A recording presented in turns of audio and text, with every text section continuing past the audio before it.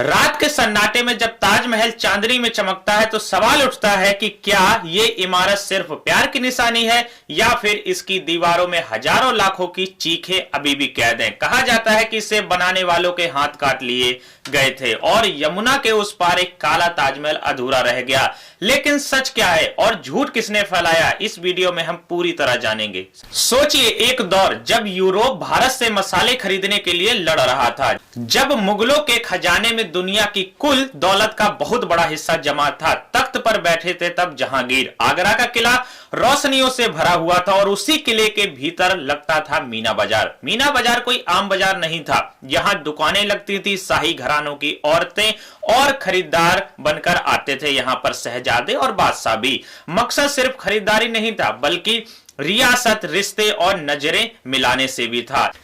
इस भीड़ में घूम रहा था एक 15 साल का लड़का जिसका नाम शहजादा खुर्रम था, जो आगे चलकर इतिहास में शाहजहां कहलाया।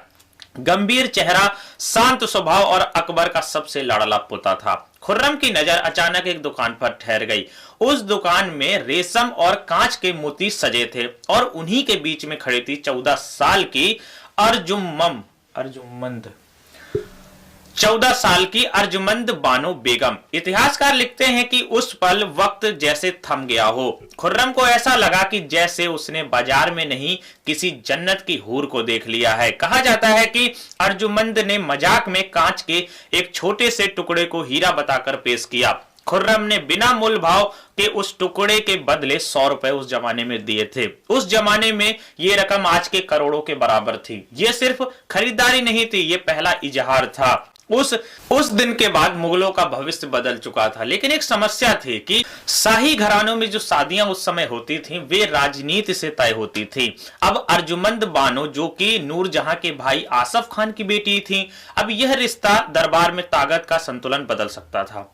सगाई हो गई, लेकिन शादी के लिए ज्योतिषियों ने एक ऐसा मुहूर्त निकाला जो 5 साल बाद का था। सोचिए, एक शहजादा जिसे सब कुछ आसानी से मिलता था, अपनी पहली मोहब्बत के लिए 5 साल का इंतजार उसे करना पड़ा। इन सालों में खुर्रम ने राजनीतिक मजबूरी में दूसरी शादियां भी की, लेकिन दरबार जानता था कि उसका दिल कहीं और ही था। आखिरकार वो दिन आ ही गया जब अर्जुमंद बानो बेगम को मिला नया नाम, मुमताज बेगम, यानी महल का नगीना। ये कोई आम रानी नहीं थी, ये शाहजहां की सोच, उसके फैसलों और उसके हर युद्ध की साथी थी। इतिहास में कम ही ऐसा हुआ है कि कोई बेगम बादशाह के साथ जंग के मैदान पर जाए, लेकिन मुमताज जाती थी, हर बार जाती थी। शाहजहां का भरोसा इतना गहरा था कि शाही मोहर जिससे पूरे साम्राज्य के फरमान जारी होते थे, वो मुमताज के पास रहती थी। ये रिश्ता सिर्फ प्यार का ही नहीं था, ये एक जुनून था। लेकिन हर जुनून के एक कीमत भी होती है दोस्त, और शाहजहां की जिंदगी में वो कीमत 1631 में वसूली जाने वाली थी। अब प्यार जब तख्त तक पहुंच जाए तो उसकी परीक्षा भी उतनी ही बड़ी होगी ना। 1612 से 1628 तक शाहजहां और मुमताज की जिंदगी सिर्फ एक बादशाह और बेगम की कहानी नहीं थी, बल्कि 2 ऐसे लोगों की थी जो हर हाल में साथ रहना चाहते थे।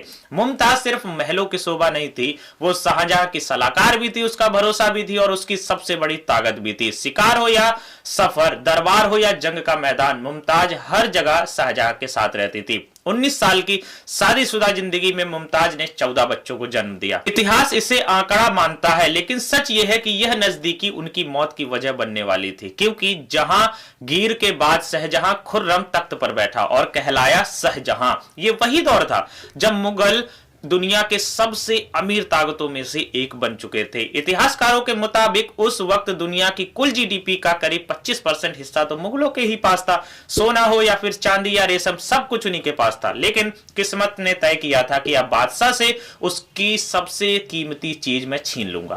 फिर क्या होता है, दक्कन में बगावत उठ गई। अब शाहजहां को आगरा छोड़कर बुरहानपुर जाना पड़ा। मुमताज उस वक्त गर्भवती थी, यह उनका 14वां बच्चा था।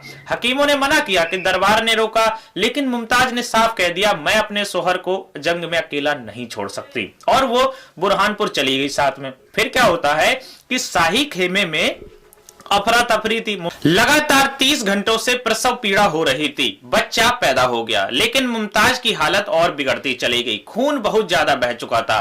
शाही हकीम वजीर खान ने अपने हाथ खड़े कर दिए। जब यह खबर शाहजहां तक पहुंची तो वो नंगे पांव दौड़कर हरम की तरफ दौड़ पड़ा, और जब वो पहुंचा तो मुमताज की सांसें धीरे धीरे टूट रही थी। अब क्या होता है कि इतिहासकार लिखते हैं कि मरते वक्त मुमताज ने शाहजहां से 2 वादे लिए। पहला, वो दोबारा शादी नहीं करेगा ताकि बच्चों के उत्तराधिकार का जंग हो ही ना, और दूसरा, वो उसके लिए ऐसा मकबरा बनवाएंगे जो दुनिया ने पहले कभी नहीं देखा। फिर होता क्या है कि 17 जून 1631 की सुबह मुमताज महल शाहजहां की बाहों में हमेशा के लिए सो गई, और फिर मुमताज की मौत ने शाहजहां को अंदर से तोड़ दिया। कहा जाता है कि वो खुद को एक कमरे में बंद कर लेता है 8 दिन तक, और न खाना खाता है और न ही पानी पीता है। बाहर सिर्फ उसके रोने की ही आवाजें आती थी। जब दरवाजा खोला तो जो बाहर निकला वो पहले वाला शाहजहां नहीं था। 39 साल की उम्र में उसके बाल और दाढ़ी सफेद हो चुके थे, आंखों के नीचे गहरे गड्ढे पड़ चुके थे। अब शाहजहां ने पूरे मुल्क में 2 साल का शोक घोषित कर दिया। रंगीन कपड़ों पर रोक लगा दी, संगीत और नाच बंद करवा दिए, इत्र और खुशबू बिल्कुल ही मना करवा दी, और त्योहार तो फीके पड़ ही चुके थे। दुनिया का सबसे ताकतवर बादशाह अब सिर्फ एक गमजदा इंसान बन चुका था, और उसी गम से जन्म लेने वाला था दुनिया का सबसे बड़ा आर्किटेक्चर सपना।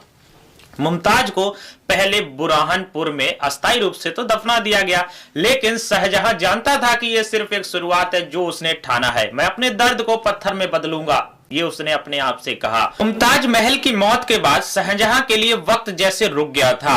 अब बुरहानपुर में उन्हें जैनाबाद बाग में अस्थायी रूप से दफनाया गया था, लेकिन शाहजहां जानता था कि यह कब्र उनकी आखिरी मंजिल नहीं हो सकती। उसे ऐसा मकबरा चाहिए था जो सिर्फ मौत की निशानी ना हो, बल्कि उसकी मोहब्बत का ऐलान हो। 6 महीने बाद एक शाही काफिला तैयार किया गया।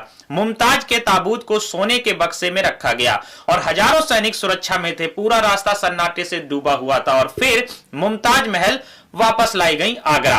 अब होता क्या है, आगरा पहुंचते ही शाहजहां ने अपने दरबार में एक ऐलान किया। उसे कोई साधारण मकबरा नहीं चाहिए था, उसे एक ऐसा डिजाइन चाहिए था जो इंसानी सोच की भी सारी हदें पार कर दे। फिर जो हुआ वो अपने आप में एक इतिहास लिख गया। क्यों? क्योंकि तुर्की से आर्किटेक्चर बुलाए गए, और फारस से डिजाइनर बुलाए गए, इटली से इंजीनियर आए, और हिंदुस्तान के कोने कोने से कारीगर बुलाए गए, और अक्सर नाम लिया जाता है उस्ताद अहमद लाहौरी का। लेकिन सच्चाई यह है कि ताजमहल किसी एक आदमी का काम नहीं था दोस्त, क्योंकि एक पूरी टीम बनी थी, और दिलचस्प बात थी कि इस टीम का लीडर आर्किटेक्ट खुद शाहजहां था। अब शाहजहां ने अपने बाप दादाओं की इमारतों का बारीकी से अध्ययन किया था। दिल्ली का हुमायूं का मकबरा, चारबाग और गुम्बद वहां पे, और सिकंदराबाद में अकबर का मकबरा, मीनारों का कॉन्सेप्ट उसने समझा। अब एतमादुल्ला का मकबरा सफेद संगमरमर और पच्चीकारी से बना था। इन सबको मिलाकर एक ऐसा डिजाइन तैयार हुआ जो पूरी तरह सिमेट्री पर आधारित था। हर चीज का जोड़ और हर एंगल को संतुलन जिससे कर सके। अब सवाल यह था कि इसे बनाया कहां जाए। अब शाहजहां सोच रहे थे कि इसे बनाऊं मैं कहां। फिर होता यह है कि शाहजहां ने आगरा के यमुना नदी के किनारे एक जमीन पसंद की, लेकिन यह जमीन मुगलों की नहीं थी, यह जमीन थी जयपुर के राजा जयसिंह की। बहुत लोग कहते हैं कि शाहजहां ने जमीन छीन ली, लेकिन दस्तावेज कुछ और ही बताते हैं। शाहजहां ने इस जमीन के बदले आगरा शहर के बीच 4 बड़ी हवेलियां दी थीं। ये एक बराबरी की डील थी, लेकिन असली समस्या जो कि अभी भी बाकी है, यमुना का जो किनारा दलदली होता है। अब सोचिए, लाखों टन वजन वाली संगमरमर की इमारतें ऐसी जमीन पर कैसे टिकेंगी। अगर कोई आम इंजीनियर होता तो यह जगह बदल देता, लेकिन शाहजहां ने साफ कह दिया कि मकबरा तो यहीं बनेगा ताकि मैं अपने किले से मुमताज को देख सकूं। अब ये जिद है तो इंजीनियरिंग भी उसी की थी। अब चैलेंज उसके सामने आ गया। फिर क्या होता है, 1632 में जब नींव रखी गई थी, मुगल इंजीनियरों ने जमीन खोदनी शुरू की, लेकिन आम नींव नहीं थी यह। उन्होंने बनाए कुएं, एक नहीं दर्जनों भर। इन कुओं को पत्थर, लकड़ी और मजबूत मसालों से भरा गया। ये कुएं पिलर की तरह काम करते थे, जो पूरी तरह इमारत का वजन संभालने में और बांटने में तय किए गए। अब आज की भाषा में कहें तो ये डीप फाउंडेशन टेक्नोलॉजी थी, जो अपने समय में सदियों से भी आगे थी। नींव तैयार हो चुकी थी, अब बारी थी इमारत को आसमान की तरफ उठाने की, और यहीं से ताजमहल और ज्यादा असंभव लगने लगा कि अब करें तो करें क्या।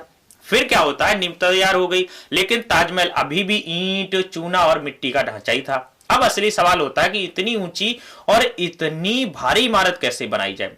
आज हमारे पास क्रेन है, स्टील इसके फोल्डिंग है, लेकिन 17वीं सदी में यह सब मौजूद ही नहीं था। आमतौर पर बड़ी इमारतों के लिए बांस की मचान बनाई जाती थी, लेकिन ताजमहल अलग था। इसका वजन इतना ज्यादा था कि बांस पहले ही टूट जाएगा।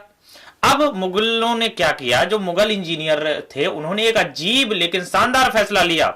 उन्होंने बांस की जगह ईंटों की मचान बनाना शुरू कर दी।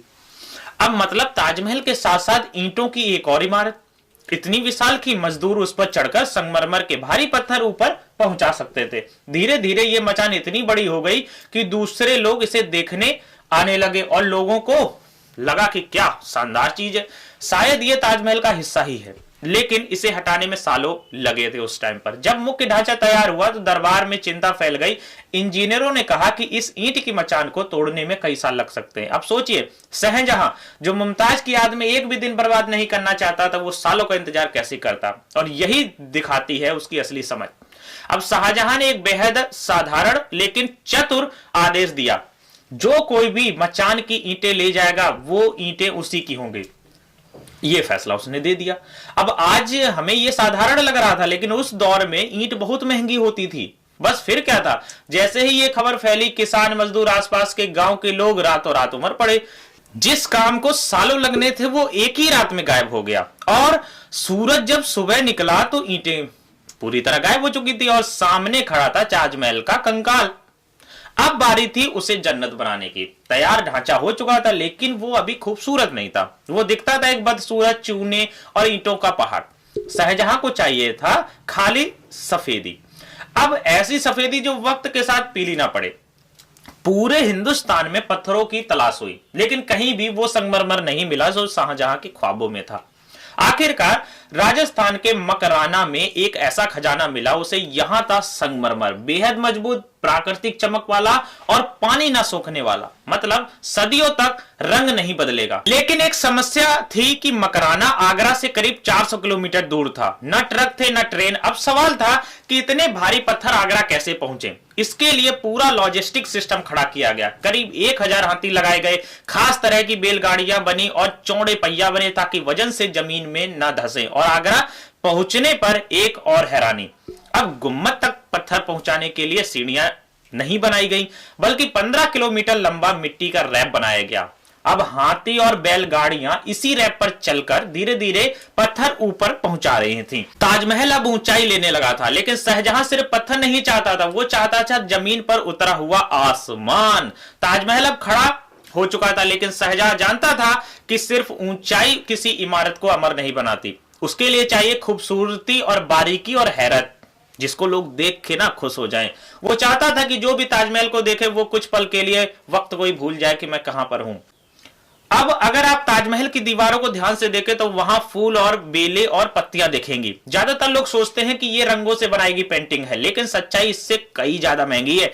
ये है पियतरा ड्यूरा, या फिर जिसे हिंदुस्तान में पर चिनकारी कहा जाता है। इस तकनीक में संगमरमर को पहले बहुत ही बारीक खोदा जाता है, फिर उन पर खरांचों में कीमती पत्थर एक एक करके जड़े जाते हैं। अब सोचो, शाहजहां ने अपने दूत दुनिया के अलग अलग मुल्कों में भेजे थे। अफगानिस्तान के लाजवर्द से नीला पत्थर लेके आओ, और तिब्बत से फिरोजा, पंजाब भी भेजे जहां पर जैस्पर मिला, चीन में जेड और क्रिस्टल, अरब में कर्नेलियर और श्रीलंका से नीलम। कुल मिलाकर 28 किस्म के कीमती पत्थर ताजमहल में लगाए गए। उस दौर में ताजमहल सिर्फ एक मकबरा नहीं, दुनिया का सबसे बड़ा खजाना बन चुका था। अब जब अंग्रेज भारत पहुंचे तो उन्होंने ताजमहल को खूबसूरती से ज्यादा मौका समझा। कई कीमती पत्थर दीवारों से उखाड़ दिए गए, लेकिन इसके बावजूद जो बचा वो आज भी आंखों को चकाचौंध करने के लिए काफी है। अब आते हैं ताजमहल का सबसे दिलचस्प खेल पर, जो कि आंखों का धोखा है। जब आप ताजमहल के मुख्य द्वार से अंदर आओगे, जैसे जैसे आप दरवाजे के पास पहुंचते हैं ताजमहल छोटा लगता है, और जैसे जैसे आप पीछे हटते हैं वो बड़ा हो जाता है। ये कोई संयोग नहीं है, ये जानबूझकर किया गया था ताकि आप वहां से लौटें तो ताजमहल आपकी यादों में और भी विशाल बन जाए। अब अगर आप ध्यान से देखें तो ताजमहल की चारों मीनारें पूरी तरह सीधी नहीं है, वो हल्की सी बाहर की ओर झुकी है। क्यों? क्योंकि अगर वो बिल्कुल सीधी होती तो दूर से अंदर की ओर गिरी हुई लगती, और अगर कभी जोरदार भूकंप आए तो ये मीनारें बाहर की ओर मतलब गिरे हुए मकबरे पर आ सकती थी। और सौंदर्य और सुरक्षा दोनों के हिसाब से बनाया गया था। अब कुरान की आयतें जो बराबर दिखती हैं, मुख्य द्वार पर कुरान की आयतें लिखी हैं, नीचे के अक्षर छोटे हैं, ऊपर सैकड़ों फीट ऊपर अक्षर कई गुना बड़े हैं, लेकिन नीचे खड़े होकर देखें तो सब एक ही साइज के लगते हैं। यह कमाल था मशहूर कैलीग्राफर अमानत खान का। ताजमहल अब खूबसूरत भी था और चालाक भी था, लेकिन एक सवाल और है कि लोग सदियों से पूछते आ रहे हैं, क्या यह खूबसूरती किसी की कुर्बानी से बनी है? ताजमहल की खूबसूरती जितनी मशहूर है और उससे ज्यादा मशहूर है उससे जुड़ी हुई डरावनी कहानियां। सबसे पॉपुलर अफवाह फैली कि ताजमहल बनाने वाले कारीगरों के शाहजहां ने हाथ कटवा दिए थे। अगर वाकई ऐसा होता तो इसका जिक्र किसी न किसी मुगल दस्तावेज में जरूर मिलता, शाही फरमान में मिलता, दरबारी इतिहास कार लिखते, विदेशी यात्रियों की डायरी में लिखता, लेकिन कहीं भी ऐसा कोई सबूत नहीं मिला। उल्टा जो रिकॉर्ड मिले वो बताते हैं कि कारीगरों को अच्छी मजदूरी मिलती थी, उन्हें रहने के लिए घर दिए गए, कई कारीगर बाद में शाही प्रोजेक्ट में काम करते दिखे। सोचो, अगर हाथ काट दिए गए होते तो अगली इमारतें किसने बनाई बताओ? ये कहानी फिर कहां से आई? इतिहासकार मानते हैं ये कहानी यूरोपीय लेखकों ने 19वीं सदी में फैलाना शुरू की। मकसद था भारतीय शासकों को क्रूर दिखाना और अपने राज्य को सभ्य साबित करना। धीरे धीरे ये अफवाह सच जैसी लगने लगी। दूसरा सबसे बड़ा रहस्य कि शाहजहां यमुना के उस पार काले संगमरमर से एक और ताजमहल बनवाना चाहता था। अब इस कहानी को जिंदगी दी फ्रेंच यात्री ने। उसने लिखा कि शाहजहां का प्लान था कि सफेद ताज के सामने काला ताज भी हो। सच क्या है ये भी समझ लो। आधुनिक खुदाई में यमुना के उस पार काला संगमरमर नहीं बल्कि काला पड़ चुका सफेद संगमरमर मिला, जो समय, पानी और काई की वजह से काला दिखने लगा था। ज्यादातर इतिहासकार मानते थे कि काला ताजमहल एक गलत फहमी थी। फिर शाहजहां का अंत।